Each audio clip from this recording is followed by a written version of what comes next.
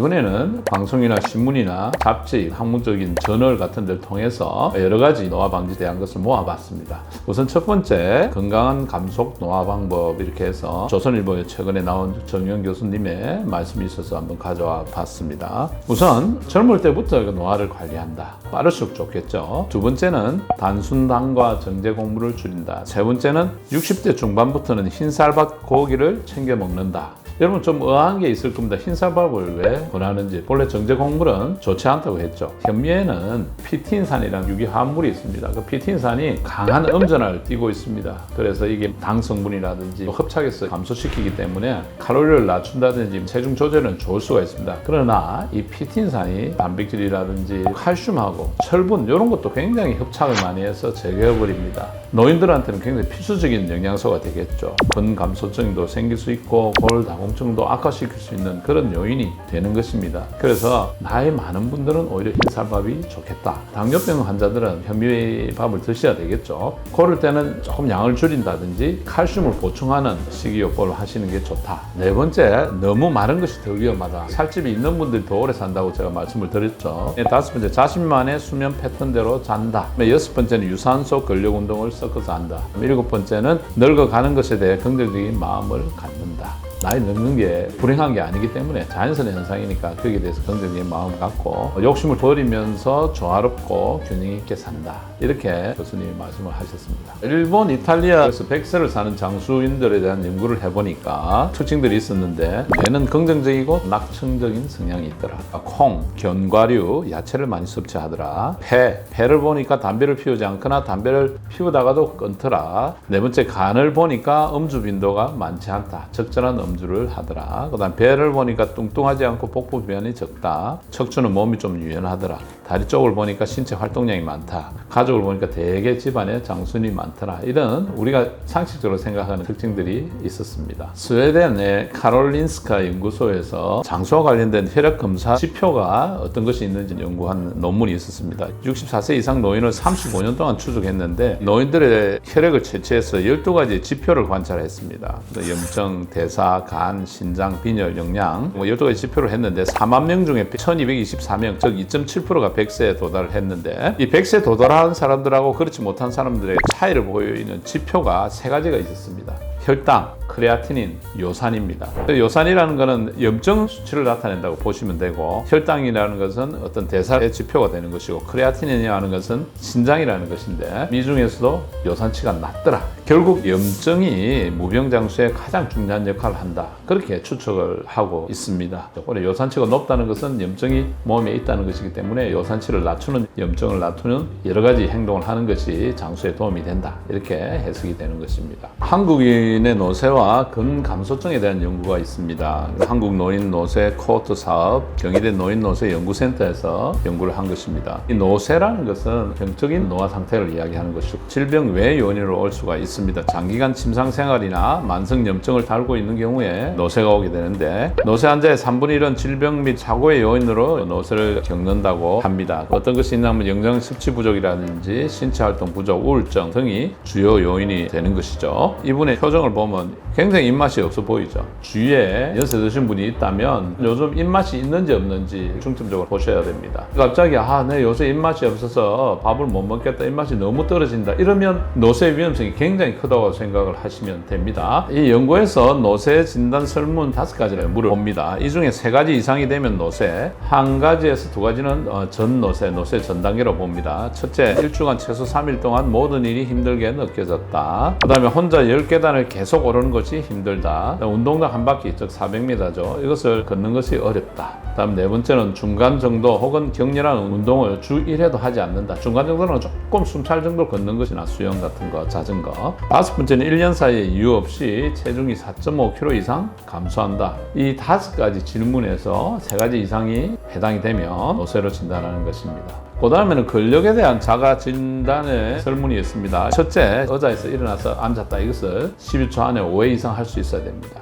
그 다음에 9개들이 배 한 상자 4.5kg 정도를 들어 나를 수 있다. 그 다음에 10계단을 쉬지 않고 오를 수 있다. 이 중에 하나라도 해당된다면 내가 지금 노쇠 상태가 아닌가 의심해 볼 필요가 있습니다. 노쇠한 사람이 사실은 곧바로 회복되는 건 쉽지가 않습니다. 한 3% 정도만 회복된다고 하네요. 전 단계 노쇠에 있는 경우는 회복이 14.2%로 증가합니다. 그건 무슨 말인가 하면 노쇠 되기 전에 미리미리 예방할 수 있는 노력을 하면 노쇠로 가지 않을 수 있다는 것이죠. 그리고 이 근감소증은 다양한 만성질환하고 연관이 있습니다. 그래서 근육을 유지하는 게 굉장히 중요합니다. 그래서 잘 먹어야 되고 운동도 해서 근력을 계속 유지하는 것, 이것이 굉장히 중요한 행동이 되겠습니다. 정기적인 운동이 힘들면 일상생활에서 신체 활동 늘리는 것이 중요하다 강조하고 싶습니다. BMW 운동, 버스, 메트로, 워킹. 그 다음 시간이 없더라도 계단 오르는 것. 쉬는 시간에 스쿼트를 한다든지 플랭크를 한다든지 아령을 좀 든다든지 이런 신체적인 활동을 지속적으로 하는 게 굉장히 중요하다. 이번에 또 재밌는 연구가 있습니다. 한국 노인 노쇠 코호트 연구에서 노쇠 막는 활기찬 노년 찾는 행동 요령 10가지 말씀을 드리겠습니다. 첫째, 만성질환을 적극적으로 관리하라. 당연하죠. 두 번째, 신체 활동을 늘려 근육을 지켜라. 중요합니다. 세 번째, 우울증을 예방하고 치료하라. 이게 굉장히 여러 병의 원인이 될 수 있기 때문에 우울증을 특별하게 관리를 하셔야 되고, 네 번째는 친구와 사귀고 사회 활동에 꾸준히 참여하라.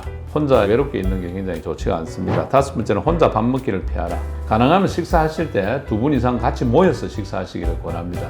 혼밥하는 게 굉장히 좋지 않습니다. 여섯 번째, 손주를 자주 만나라. 이 연구를 해보니까 손주 만나는 게 굉장히 노화 지연하는 데 도움이 된다고 합니다. 여러 가지 비교를 해봤습니다. 자식들이 용돈을 잘 주는 거, 자식들이 좀 와서 부모를 찾아뵙는 거, 이것은 전혀 노쇠를 막는 데 도움이 안 된다고 합니다. 손주를 최소한 3개월에 한 번씩 만나서 즐겁게 노는 것이 굉장히 노쇠를 막는 좋은 방법이라고 논문에 결과가 나와 있습니다. 그 다음에 일곱 번째는 알부민 농도를 높여라. 단백질이죠. 그래서 단백질 공급이 굉장히 중요하다. 아이고 내 뭐 식욕도 없고 뭐 나이도 들고 했는데 당연히 음식량을 줄이는 게 중요하다, 이렇게 생각하시면 안 됩니다. 단백질만은 좀 충분하게, 오히려 젊을 때보다 더 많이 드셔야 근육을 유지할 수 있는 것입니다. 여덟 번째는 종교 활동을 하는 게 좋다. 심리적인 안정감을 찾기 위해서 종교 활동이 중요합니다.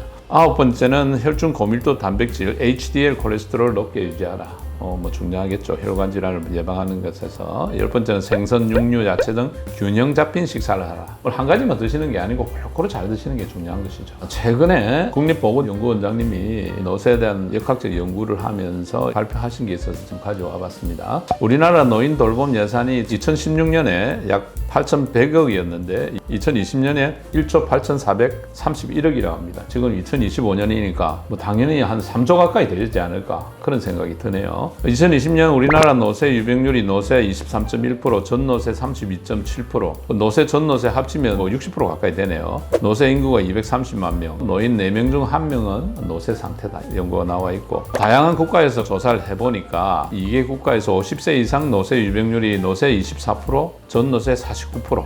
굉장히 많죠. 유럽이 가장 낮고 오세아니아가 가장 높습니다. 이건 어떤 식생활 습관에서 오는 것이 아닌가, 그런 생각이 들고, 노쇠를 검사를 해가지고 알아낼 수 없을까 하는 연구들이 많이 있습니다. 이걸 혈액 바이오마커라 하는데, 염증에 대한 수치, 항산화 수치, 산화 스트레스에 대한 검사, 응고 혈소판 기능, 아미노산과 비타민 대사, RNA와 관련된 바이오마커, 이런 노쇠를 알 수 있는 바이오마커에 대한 연구가 활발히 진행되고 있습니다. 일단 바이오마커에 대한 연구도 되고 있지만 임상 적인 상태를 보면서 노쇠가 있나 없나 진단하는 기준이 다양하게 학자들에 의해서 발표가 되고 있는데, 우선 프리드가 제안한 노쇠 기준은 5가지 중 3가지 이상 거도하지 않는 체중 감소, 악력 감소, 손가락 쥐는 힘이 중요합니다. 탈진 혹은 극도의 피로감, 보행 속도 감소, 신체 활동량 감소, 이런 거. 일본 국립장수의료센터에서는 지금 말씀드리는 이 5개 중에서 3 내지 5개가 노쇠인데, 체중 감소, 6개월 사이 2kg 이상 감소, 피로감, 최근 2주간 이유 없는 피로, 근력 저하, 악력을 재어봅니다. 남자는 28kg 이하, 여자 18kg 이하, 보행 속도가 1초당 1m 이하, 신체 활동량도 가벼운 운동도 주일에 안 한다. 이런 게 일본 국립장수의료센터의 노쇠 기준이 되겠죠. 한국도 있습니다. 한국도 보면 탈진, 근력 감소, 보행 속도, 신체 활동량 감소, 체중 감소 등이 우리 한국에서 노쇠 진단 기준이 되겠습니다.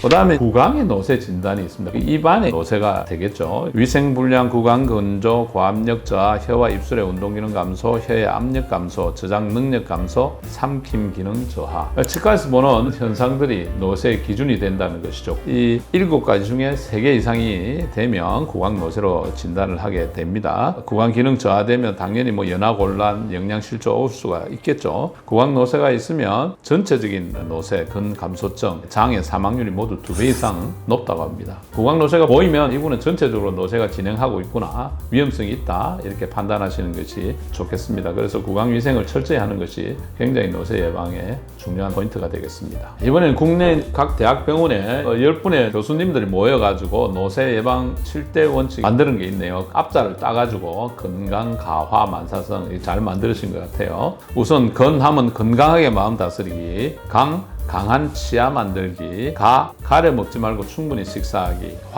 화를 높이는 담배 멀리하기, 만성질환 관리하기, 사람들과 자주 어울리기, 성실하게 운동하기. 아주 쉬운 듯 하면서 지속적으로 하기는 쉽지가 않습니다.